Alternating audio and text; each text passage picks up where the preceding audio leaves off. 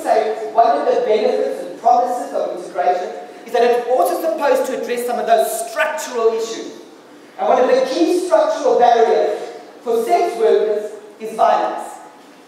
How do we make sure that violence against sex workers that stops them from accessing services, which is often the perpetrators are often the very people within the system that's supposed to protect them, law officials, police.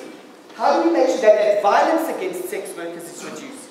So the Family Planning Association of Uganda, besides providing services, has been trying to find ways to ensure that structural issues facing the sex work community are addressed. And in Kenya, the Family Health Options of Kenya have been reaching out in a small way, or starting to reach out to people who use drugs.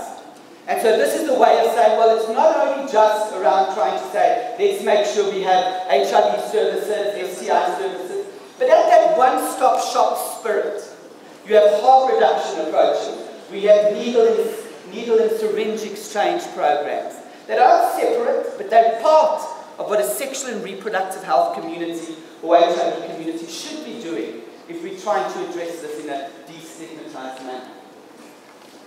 So if you look at this chart from 2005 to 2011, I just took some data from all of the IPPF member associations on this continent. And the question was, have you got strategies to reach out to these different kinds of populations? And I let the bar chart speak for itself. That over 6 years, you'll see the dramatic increase. That the numbers of member associations, some large, some small, some doing smaller things than others, but the potential, the hope is there. So this is a sexual and reproductive health world trying to say, how do we reach out?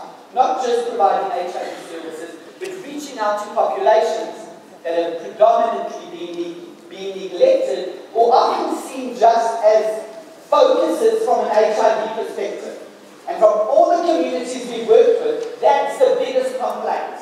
People from these communities are saying, don't just look at me from an HIV side. There's more to me than that. There's more to me. So make sure you address that other side. But, so what does that all mean? What does that all mean for you and me sitting here? I'd like to say that it would be great if you say one of the impacts of this conference is that we all can become in our own ways, whether we're researchers or program managers or whoever we are, we can become the best advocates for these populations. Because I'm sure we all know that the challenges, the barriers they face. So I'm going to highlight one avenue of this advocacy in action that's from Uganda. So